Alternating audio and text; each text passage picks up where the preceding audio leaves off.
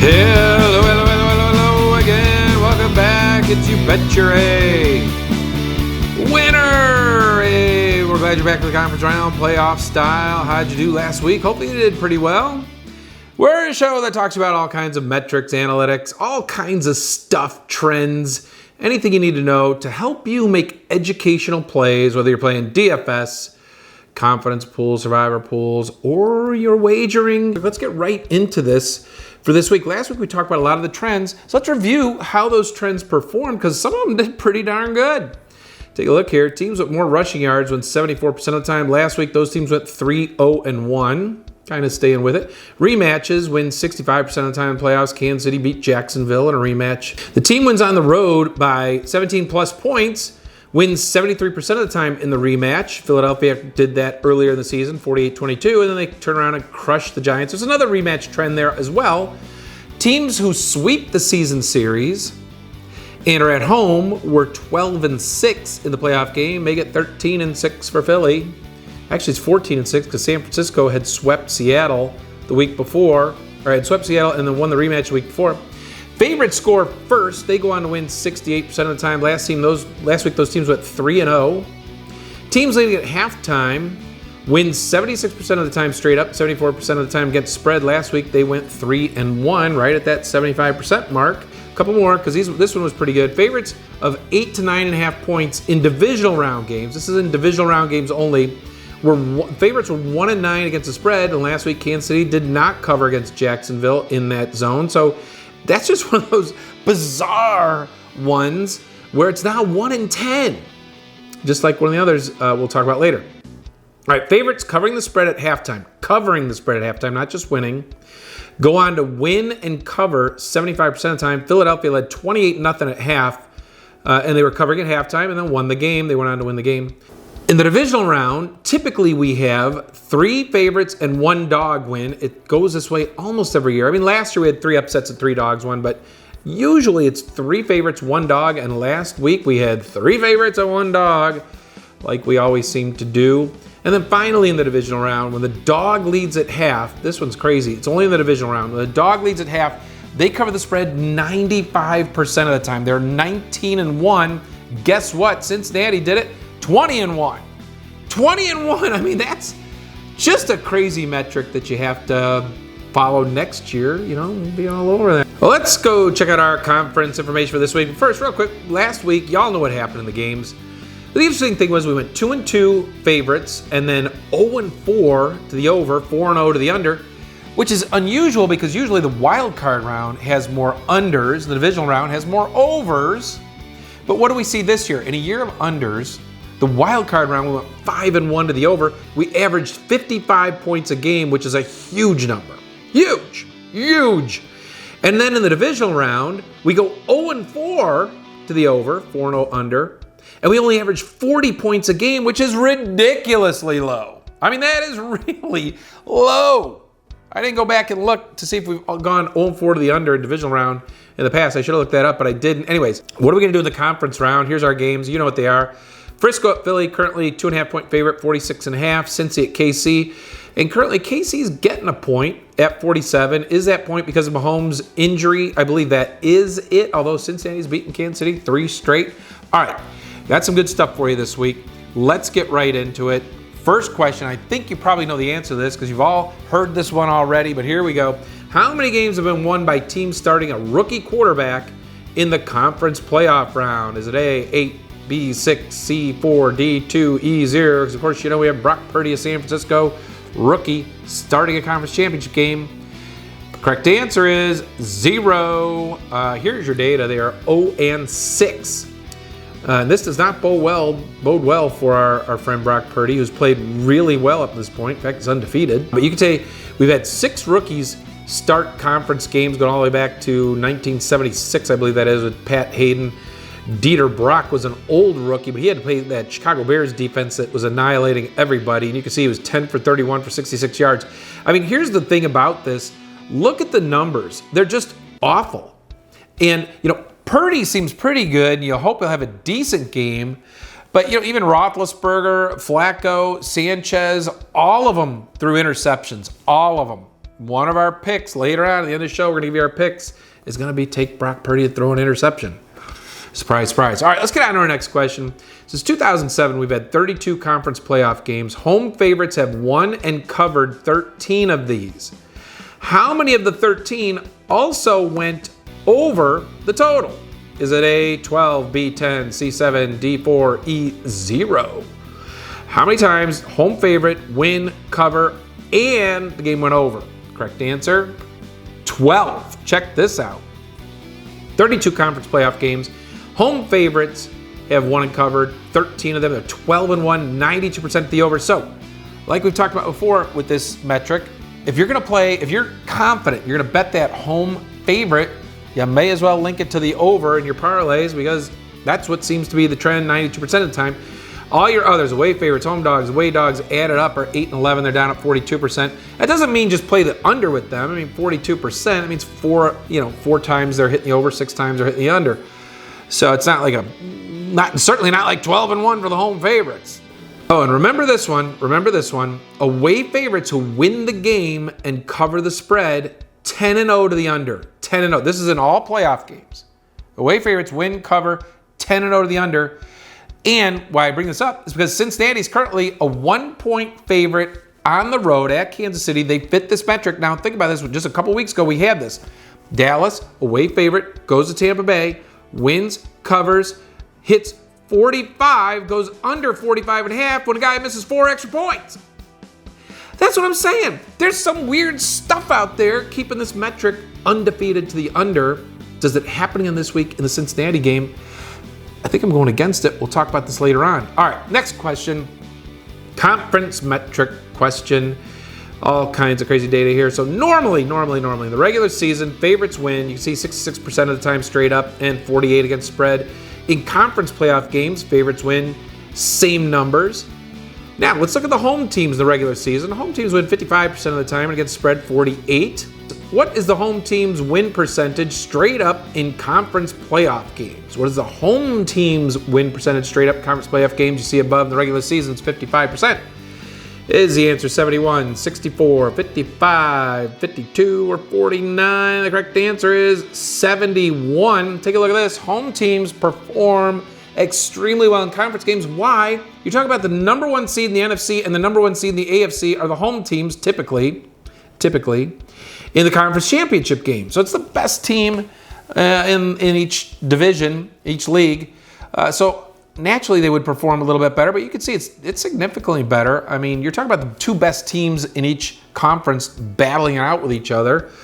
So you would think that away teams would do fairly well, but you can see here, home teams win 16% points higher in conference games versus normally. They also perform better against the spread by 6.71 points, going from below 50% covering to 54%, which is a nice number. ATS, that's for sure. All right, next question. Since 2007, we know from last week, teams with more rushing yards win 74% of playoff games. In conference games, though, when the home teams rush for more yards, what percentage of games do they win? Is it A, 90, B, 85, C, 79, D, 74, or E, 67? Are you playing along or you just don't want to play along? You just want to see the answer? Show me the answer! The correct answer is A, 90% of the time. So, check this out.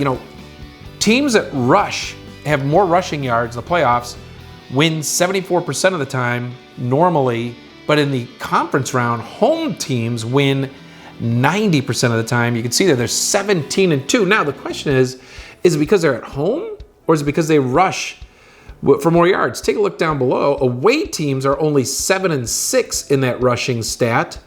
Away teams with more passing yards are 6-8, with more total yards are 5-8. So you can see those numbers. Is it the home field or is it the rush yards? It's combo. I'm going to tell you, the rush yards is important. Here's a halftime covering ATS question. It comes from our halftime covering ATS category. You know the one. All right, since 2007, we had 32 conference playoff games. If a team is covering the spread at halftime, what percentage do they end up covering for the game? Is it 81, 74, 65, 54, or 47? Correct answer is 81%. So that's 4 out of 5. So you can see here, covering the spread at halftime, also covers the game spread. Favorites are 10-1. They're 90% winners. Dogs are still 15-5, 75% winners, and overall 81%, 25-6.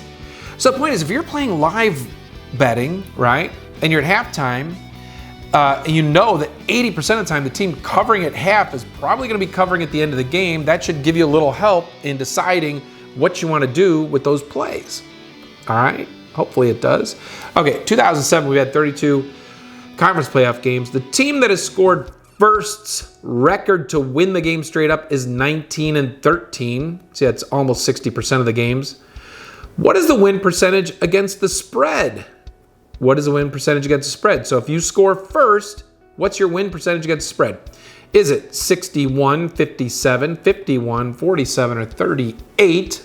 Correct answer is A, 61. And this is interesting because usually in our metric analyses, is that how you say it?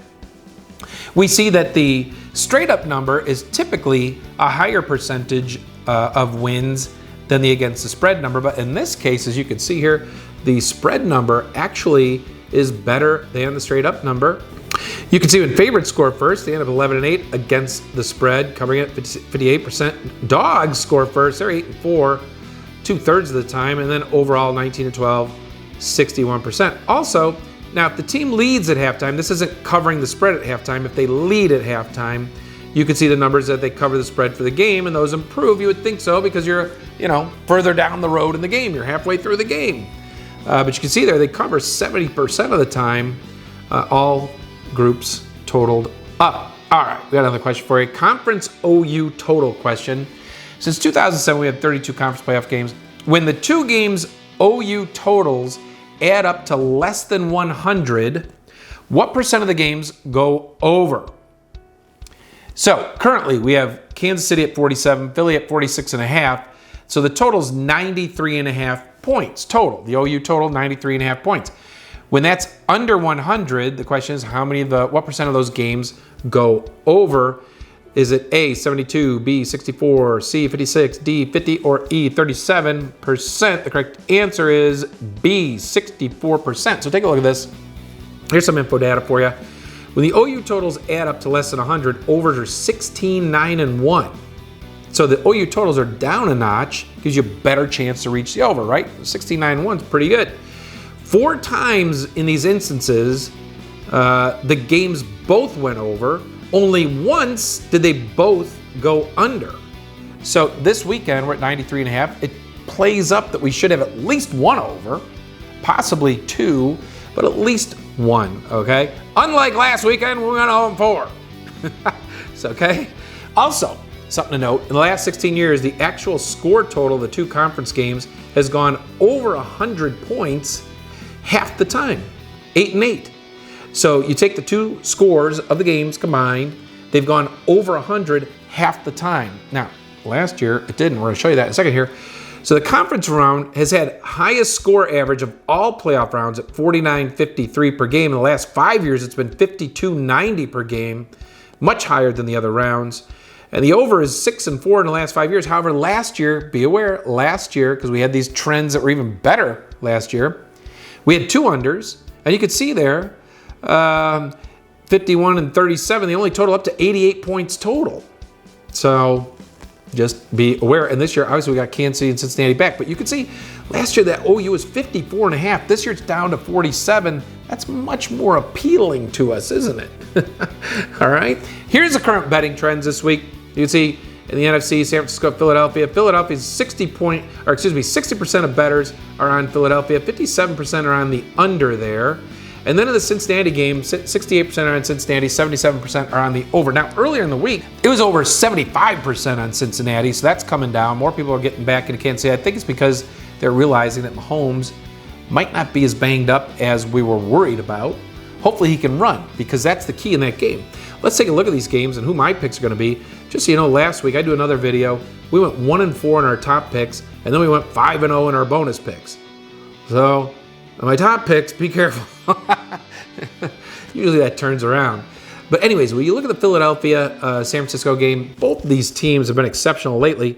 I mean, Philly at home is 7-2 at home, averaging a score of 28-17. With Hurts starting, they're 15-1.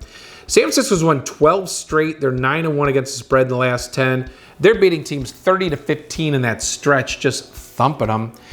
We talked about this, though. Rookie quarterbacks 0-6 in the conference championship games. Both these teams are the top 3 in turnover differential. I feel like if Hurts runs the ball well, they're going to win. You just have to look at Purdy and say the weirdness of it all is that the guy's a rookie. And last week, might have been one of his worst games that he's played so far. So maybe the pressure starts to get to him. Maybe you have improved defenses. He's been at home lately.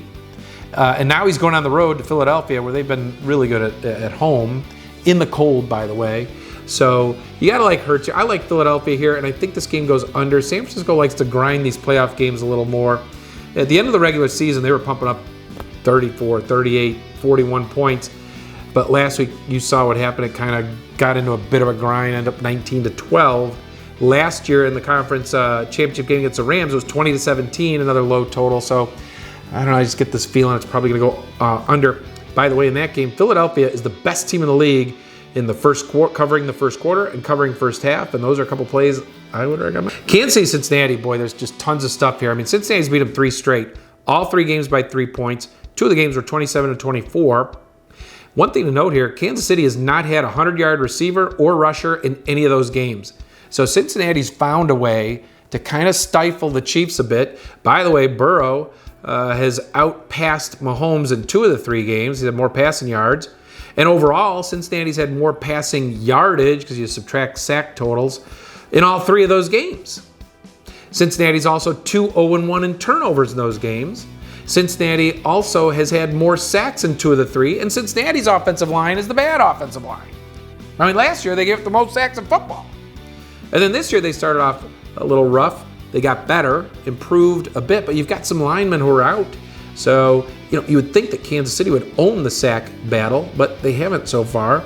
The first time they played, it was 34-31 Bengals, and Chase had 266 yards and 3 touchdowns that game.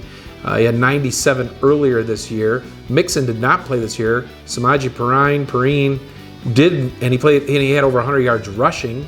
In all 3 games, by the way, the Bengals have gotten behind the Chiefs. In some cases, 14 and 17, 18 points. They were down 21-3 in one of these games, and they've come back to win all 3 of them. So it's interesting to note the Bengals don't get flustered when they're behind against this Chiefs team. In fact, what seems to happen is they buckle up on defense, and then Burrow just brings them back. Another thing to note, Cincinnati against the AFC North this year was 4-3. They averaged 21.5 to 20 points in those games, winning. When they play outside the AFC North, they are 9-1, averaging 30.8 points and giving up only 20 a game. So they get outside the AFC North, they've been almost unbeatable. Interesting, right? Including a win over the Chiefs. By the way, the Chiefs have won 11 of 12. The only loss was to Cincinnati. Here's a couple of my picks for this week. See, I took Philadelphia first quarter, first half. I'm going to take Philadelphia -1.5. I don't think Brock Purdy will be the first rookie to win a conference championship game. I'm going to take the Philly under. I'm going to go Cincinnati, and I'm going to take the over in this game. Now, remember, we talked about this. Away favorites are 0-10 to the over when they win and cover. So if Cincinnati wins and covers, this game should go under. It's 10-0. I'm going over. I'm bucking that trend. Wow, look how crazy I'm getting. But the reason is, in all 3 games Cincinnati and KC played, they scored 65, 51, 51. I think Vegas is giving us a big discount on this game, and it's primarily because of the Mahomes foot situation. And if Patrick Mahomes can't play effectively and they have to bring Chad Henne in, then it's likely it's going to go under, right? So it's a gamble there. But I think if Mahomes plays, I feel like he's gonna play pretty well. He may not run for as many yards as he usually does. Should go over. In the bonus, I love the Joe Burrow rushing yards over. In big games, Joe Burrow will run the ball. In the last 2 games against Chiefs, he's had 25 and 46 yards, in fact, rushing. So I like that play. And normally I like Patrick Mahomes rushing yards, but I don't feel comfortable with that one this week. Cincinnati over 2.5 team touchdowns. I'm all over it. They've done it in all 3 games against the Chiefs since Burrow's played. Joe Mixon rushing yards over, currently 58.5. I'm going to jump on that one. Kansas City, Cincinnati, both teams scored 20. I'm going to take it because the odds are decent. But obviously if Mahomes is, hurt at all, that one could be in trouble early. But I'm going to go with it. Brock Purdy over 0.5 5 interceptions. We saw there has been 6 rookie quarterbacks in conference championship games, all 6 through interceptions, most of them through multiple picks. So that one seems like a decent play. And then A.J. Brown over 69.5 yards. Of course, you saw last week A.J. Brown was a little upset that he didn't get the ball more, but they didn't need him. I mean, they jumped out to a huge lead, blew the Giants away, and they just didn't need him. This week in San Francisco, I anticipate Philly's going to need him a little more, and you're going to go to your star, and he's averaged well over 69.5 yards a game all season long. I expect him to do it again here, so I'm going to take that play. Anyways, guys, those are my plays for this week. Hopefully they do well. Hopefully the top 5 do better than last week's top 5, but the bonus do exactly what the bonus did last week. We'll see. Hey, we really appreciate you being here. Please like us, subscribe to us, be a friend, be a fan, all that stuff. We really appreciate it. Once again, if you want to go back and watch last week's division video, it's a great video. It has a lot of good stuff for you and a lot of game truth. So anyways, hopefully some of the stuff here will help you out. Good luck this week. This has been You Bet Your Ass